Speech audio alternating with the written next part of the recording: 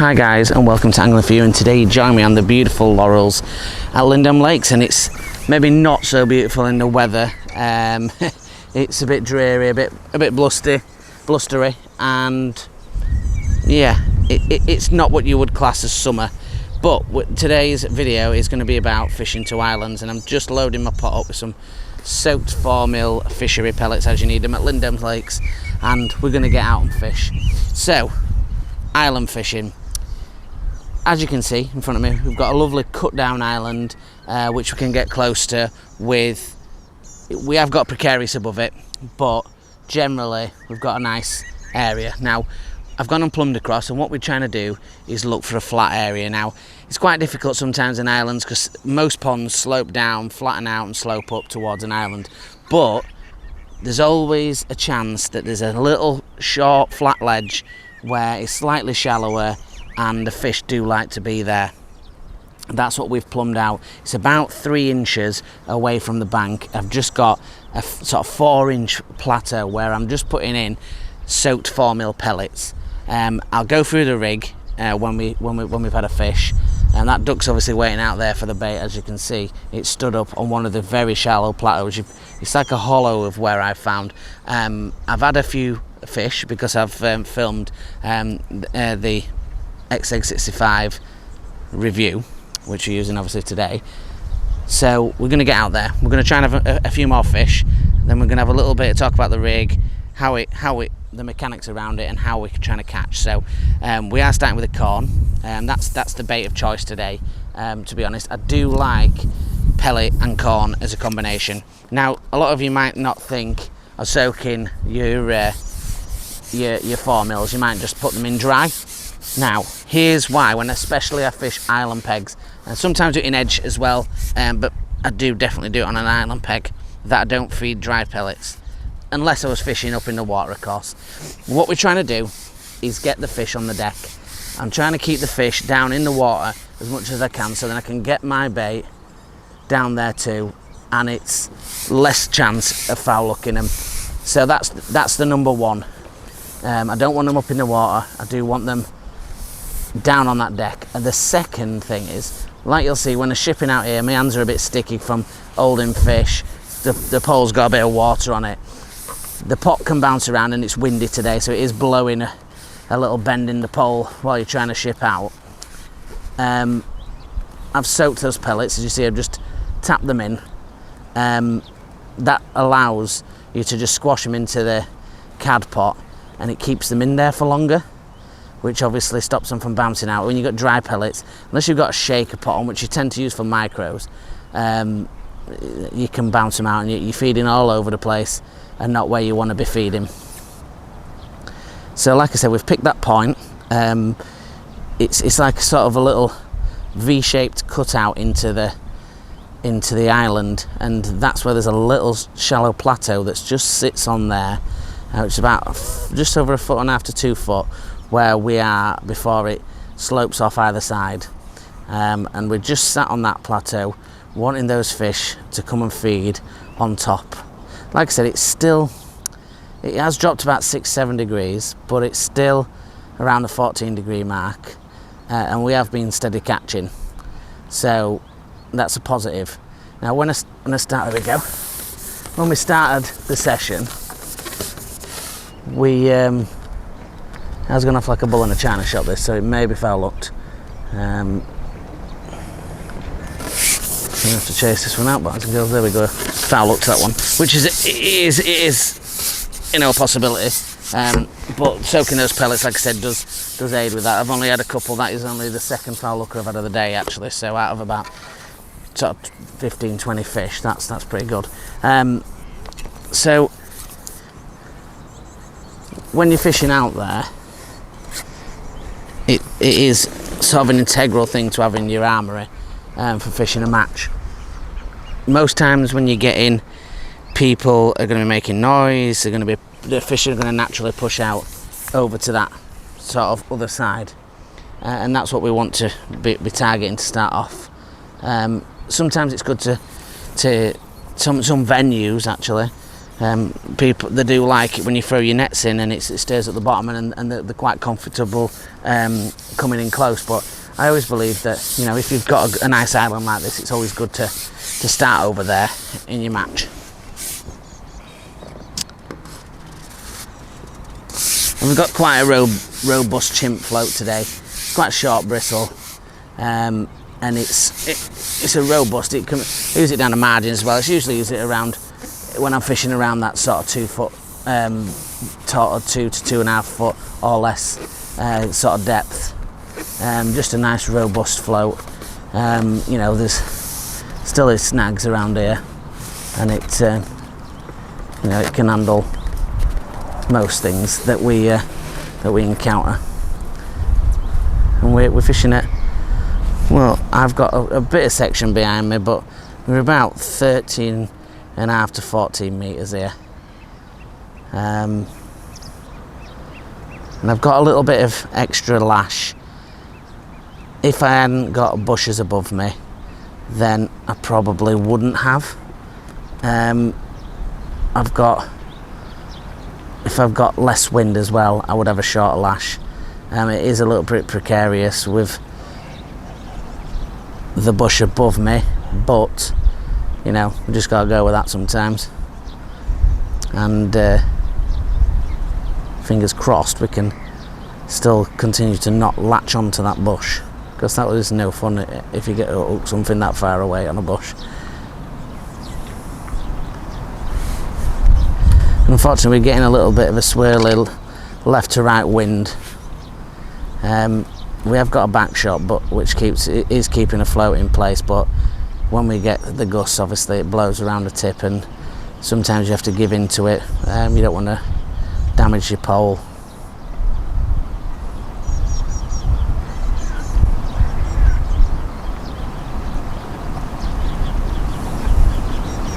And when we started the session,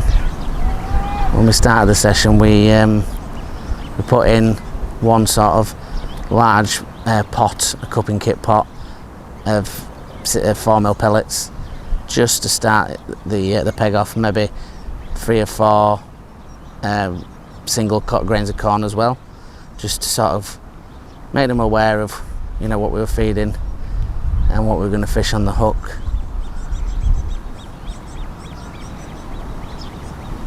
And then we're fishing that single grain. And I just feel it's a standout bait. It's a big. They're quite big baits. The corns. It's a standout bait. Usually gets their attention. There we've got another quick response there. Just sucked the sweet corn from the hook. So the good sign is that there's fish there, and you don't, even though it's, like I said, not great weather, and it's still not cold, so you don't need to be fishing super deep.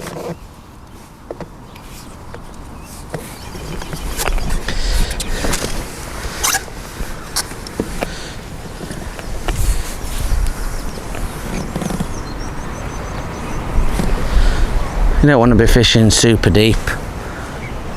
You want to be able to catch them up in that water where the column's a little bit warmer from all that heat we've had for the last sort of 3 or 4 weeks.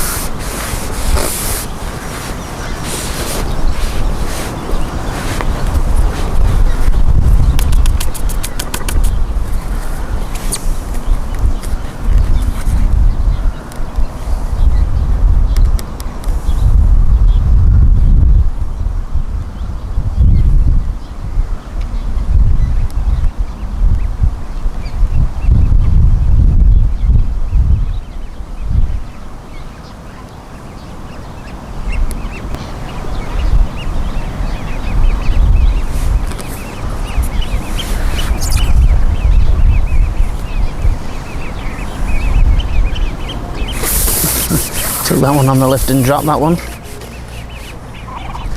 And there's definitely some fish there. That one, just as we were lifting the pole, lifting the section, always good to lift and drop. As soon as we sort of lifted and dropped that back down, fish came straight away and it hit that straight away. So I was saying they want to be in that shallower water. The float just settled and we're straight onto that fish.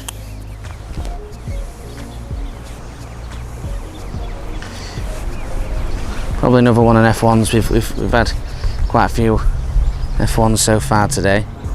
Some lovely stamp ones actually, to sort of, believe it or not, around the £5 mark, which is a monstrous F1 by anyone's standards, certainly the biggest ones I've had. And another thing I do like is these ultra control kits. They're so small, the top kits, and I do love that. I don't like a long top kit. And another clonking great F1 in the net. It's a lovely fish.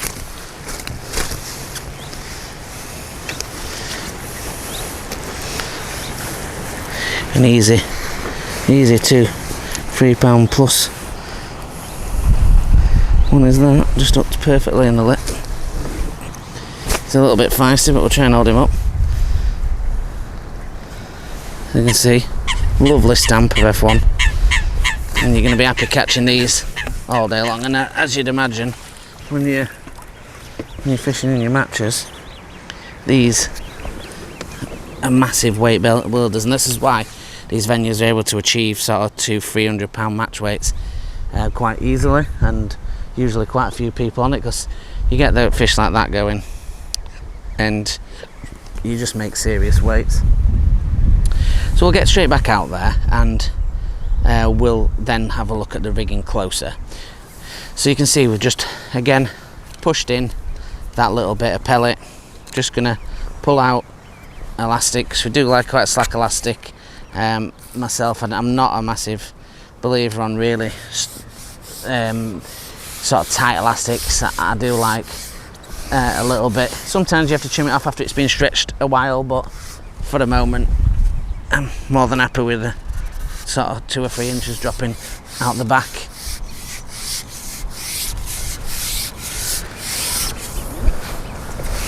So again, when your hands are sticky, just use your forearms and your legs, slide that pole out there.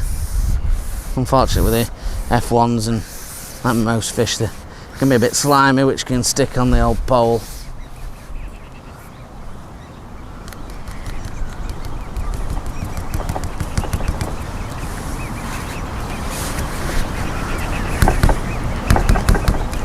That was definitely stuck in there. So just lay that over the top. We are finding a little bit of crosswind, but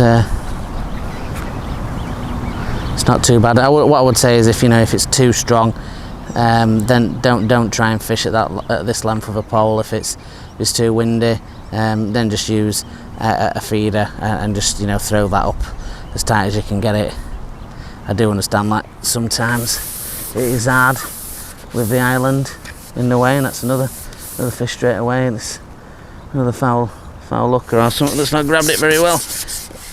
I don't think it was foul looked, just a bit of a bagoo strike that, and this is what I was saying before, just because of that sort of overhanging bit that I've got there is a bit more difficult to strike. It didn't come out like it was foul look, that one. So just repeat that process. Normally I'd say don't always feed, but I feel that today there's quite a few fish there and they are hungry.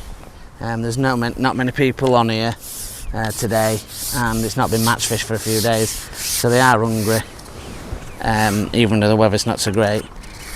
Unfortunately, that stupid bird that's been plaguing me all day is back, and it's an idiot. It tries to eat the friggin' tries to eat my bait, tries to eat my float. It's a nightmare.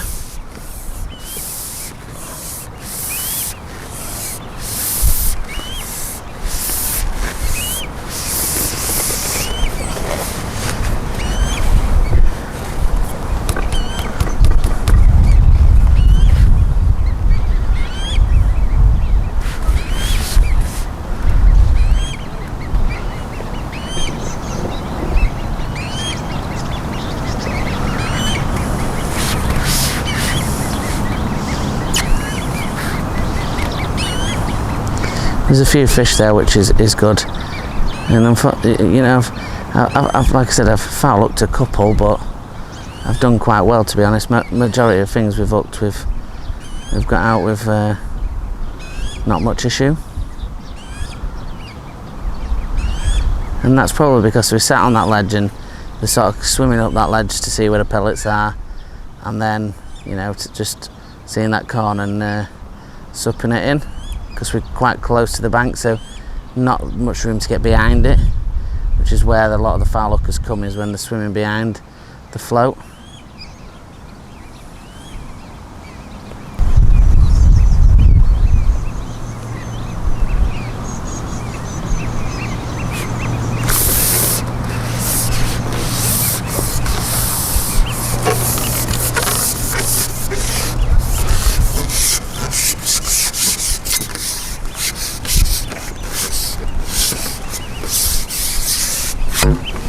Another. That one came straight out.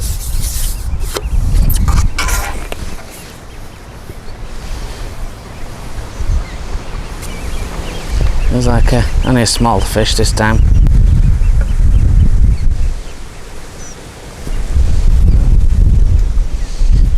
A small F1, or they have got some stocky carp in here as well.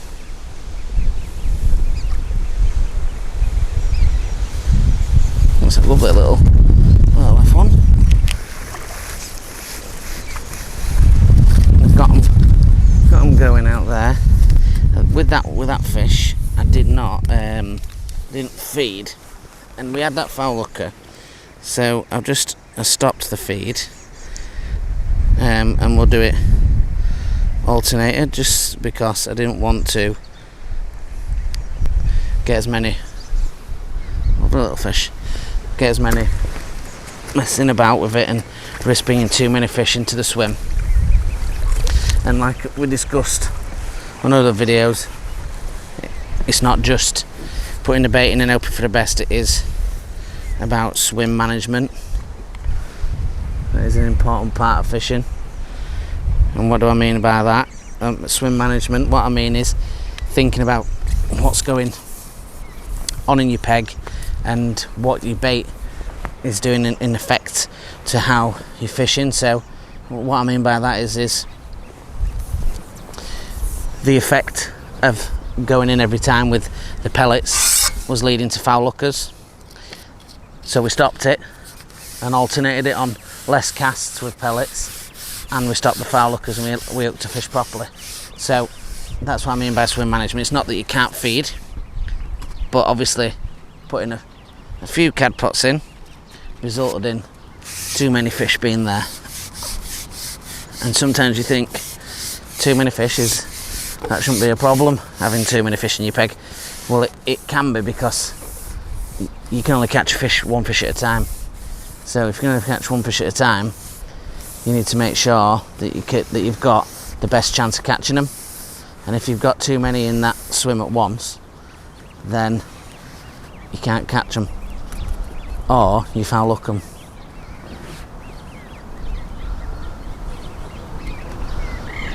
So just lay that in nice and steady.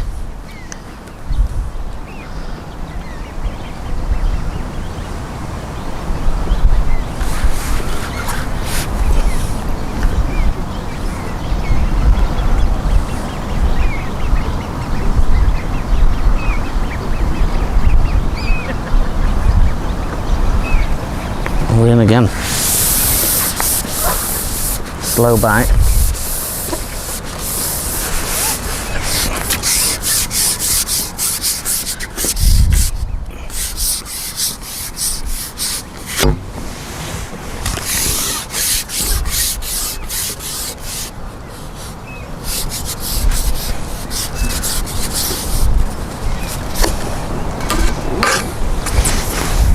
Nice slow bite, that one this time.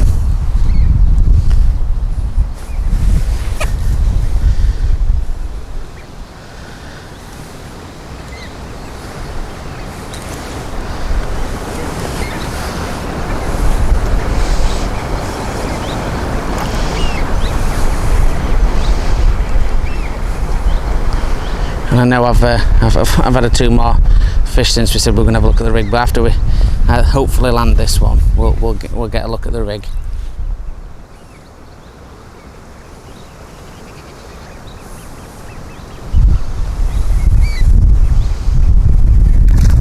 It's a little carp.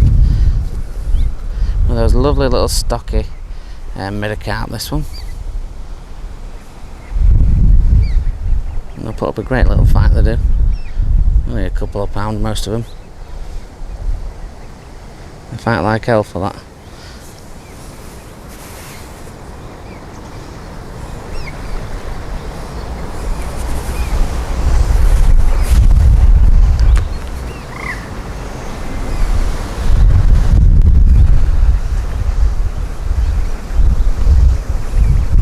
I do love this reactor core elastic, it's great. Lovely elastic. See, for me it's not all about bullying them in. I could pull tighter if I wanted to, but you know, sometimes it's nice to enjoy catching the fish. That's what we're here to do. I know in a match it's a little bit more time orientated, but this one's putting a great old scrap for himself, this one.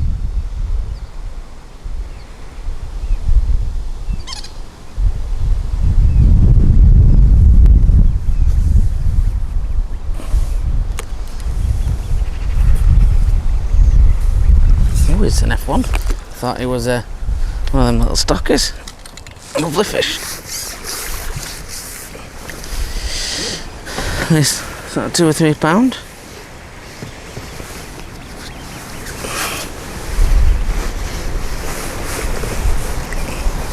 Looked perfectly in the top lip.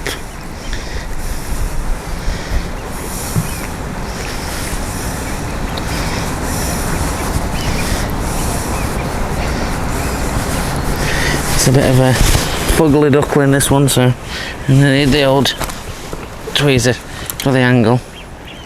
It's got a funny old angle on the hook. There we go.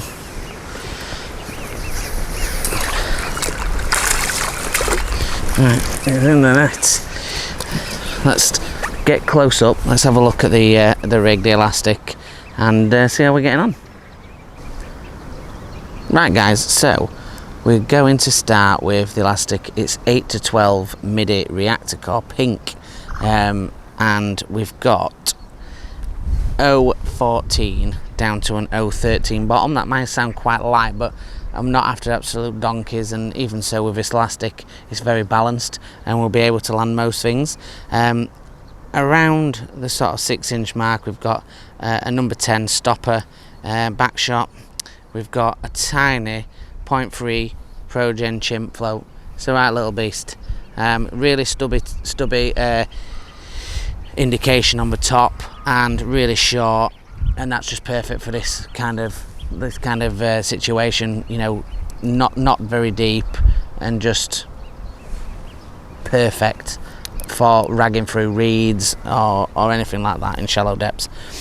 So down from that we've got a little bulk of 3 number 8s, and then a 6-inch hook link with I think this is a KKMB. It is a KKMB 16. So it's a bit like a hair rigger's hook. It's attached with a knotless knot, but I just do like it sometimes for corn. It's a stronger hook.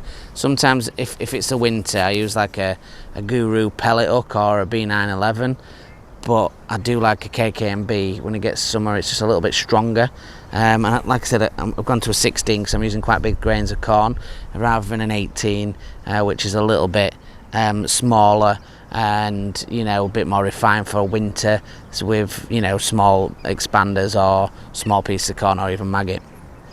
So let's get back out. We'll see if we can have some more. I'm sure we will. We're using obviously the Phantom kit today, which is the Ultra control kit. I could use the standard black one. It's exactly the same, just black, but today I've gone for the Phantom. I haven't had a go with it yet, so not that it makes any difference, it's exactly the same kit, but I just thought I'd have it on today, especially when I'm fishing close to a shallow area. And whether you believe it or not, I'm I feel that you improve my chances with a lighter coloured top, especially got a light sky above us as well. So let's get back out, let's see if we can have a few more. I'll change the camera angle about and see if we can get a little bit more zoomed in, and fingers crossed we'll have some more. Right guys, so we're gonna get back out there. We've got single corn still. Like I said, you can alternate this with a 6mm pellet, 4mm pellet, expander pellet, hookable pellet, red pellet, whatever you want to use. In regards to that, we'll work with this. Meat will work with pellet as well, of course. Meat's obviously not allowed on Lindholm anymore, but I just find corn and pellet just works so well. It's just a combination that most people have used for a long time, and it just works. And this is what I like to do in the summer. I use a 4mm instead of a micro, and I just find that you tend to just attract those bigger fish. I think sometimes when you get the old micros out in the summer, you'll still catch carp and F1s of course, but you do sometimes attract those skimmers and roach, which is obviously not the targeted species. But for summer fishing, that's what your winter fishing is all about. Well, certainly is for me anyway, unless I'm going on river, of course.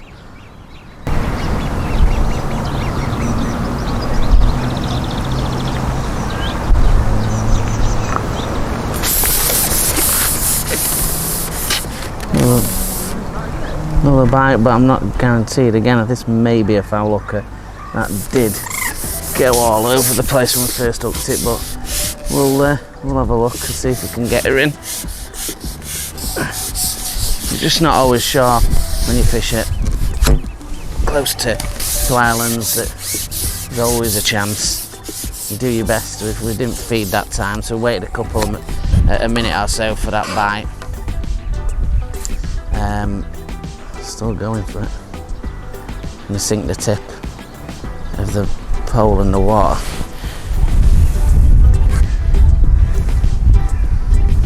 When you sink the tip of the pole in the water, it works as resistance, and as you can see, the fish comes back to you.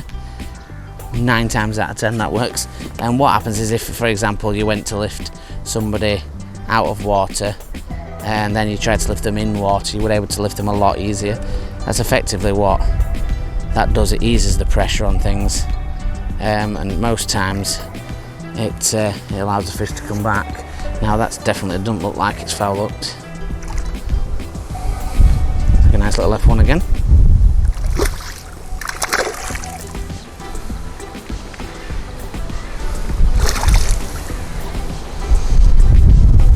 Be patient. Sometimes I could have stabbed at that a couple of times, and then I could have potentially knocked it off, and then he's ready and he's in the net. Just to sake of 10 seconds.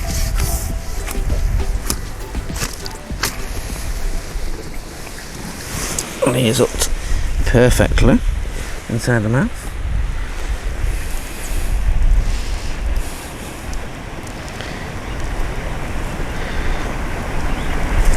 There we go.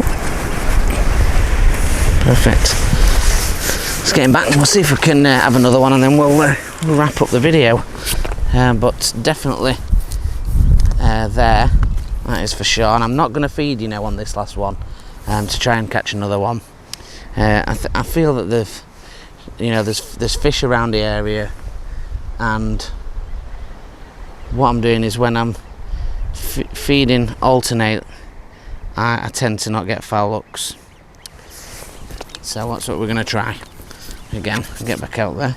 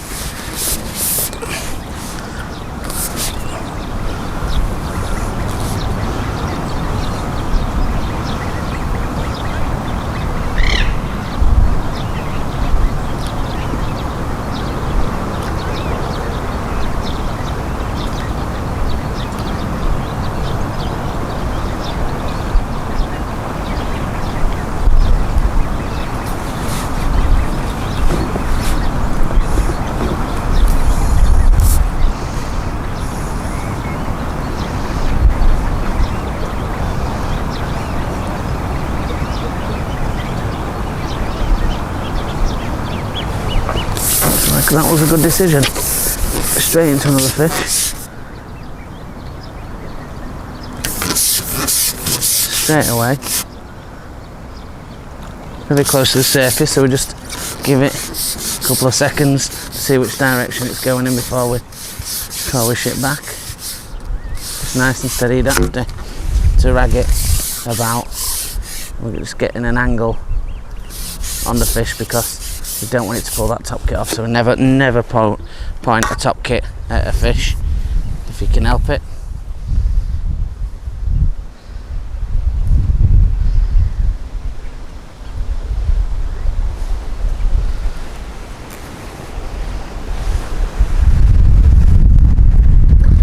It's like a nice fish.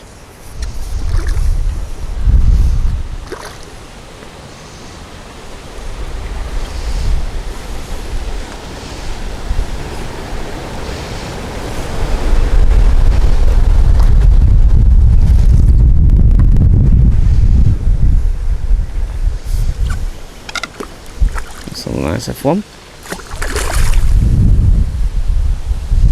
You notice again, not foul hooked, straight in the lip. And it may be that you do two or three times you go out. That's a great F1, is that one. And sometimes it's maybe 2 or 3 times that you go out without putting another upbait in. Yeah, sorry, without putting any more pellets in. In fact, what we're going to do is go back out straight away. See if there's another one out there. Why not?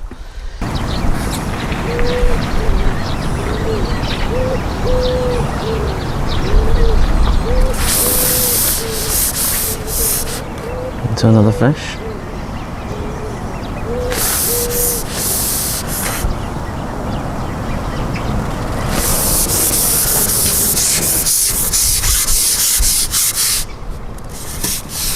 So I'm going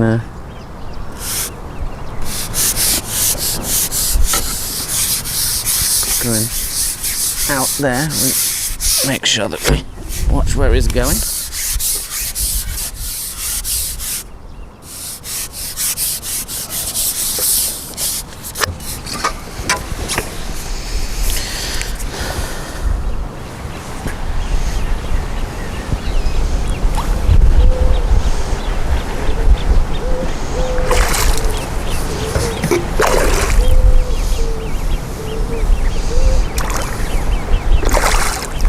Carp, I think this one. It is. One of these little stockies. And then it's a nice one to finish with.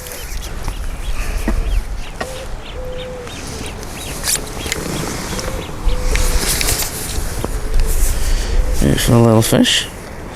It's right on the top lip. Just drop that out of the way. Put him back in.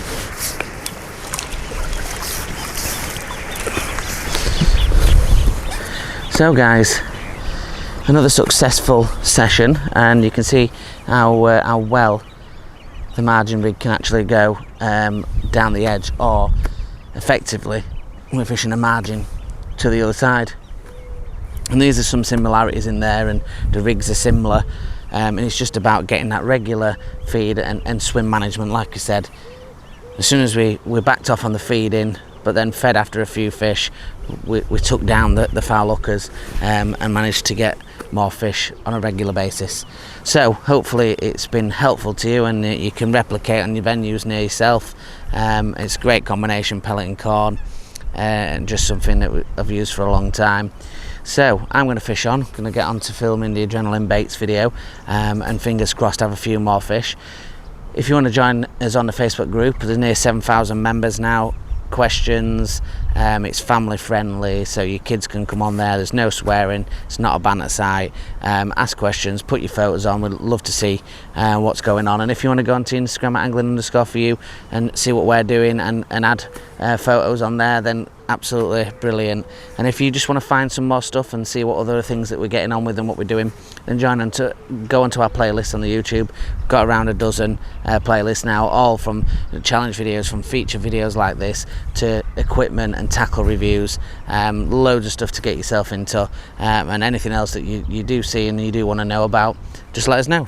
So thank you very much, and until the next one, guys, if you could like, subscribe, and share with your friends, that would be fantastic. And I'll see you soon. Tight lines.